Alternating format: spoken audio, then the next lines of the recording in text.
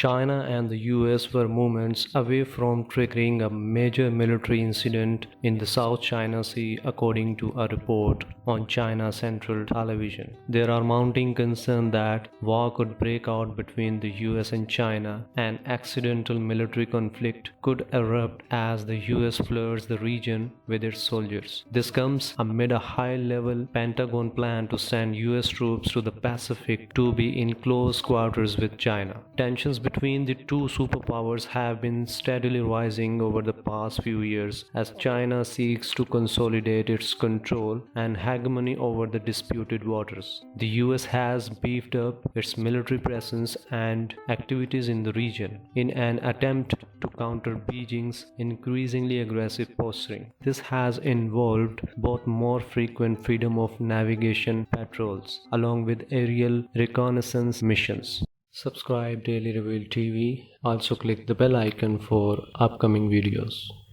The US is set to spend more than $5 billion alone on the Pacific Defense Initiative in 2022 as they counter the threat of China. And top military officials are indicating to Congress that what they really need to do is move US military forces, actual troops, to the islands around the South China Sea to be in close quarters with China. Some US experts have raised fears that this move will pull Americans in danger, with China capable of striking hard and fast in its own neighborhood. Last May, a squadron of Su-30 fighter jets scrambled in to intercept foreign military aircraft that were approaching Chinese airspace. When the foreign jets refused to turn back, the Chinese pilot began to stimulate attack maneuvers in a bid to intimidate their adversaries. As the stakes were raised, the foreign pilots wisely decided to de-escalate the situation by retreating to safety. Pilot later told CCTV that would not have hesitated to shoot the intruders down if the situation had demanded it. He said, "If they had started the fight, I would fight."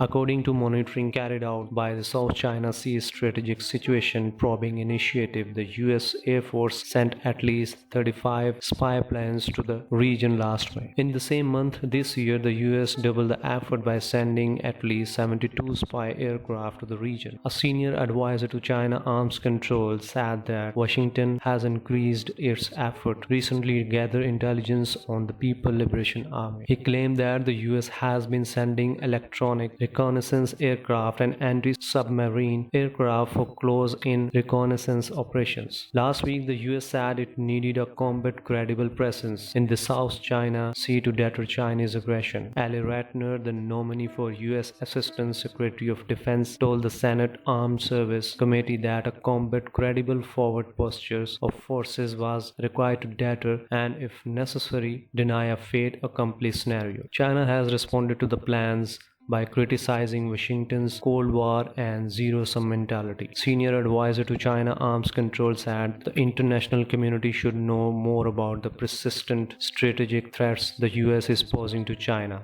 and that it is the US that has been making provocations. Wang Wenbin, the Chinese Foreign Affairs Ministry spokesman, said playing the China card has become an excuse for the US to increase its military expenditure and build up its military strength. The idea of encircling the country with the biggest population in the world, with the biggest army in the world, and also the second biggest economy in the world is not appropriate for the whole world. If war begins between two superpowers, then it would be damaging for the rest of the world.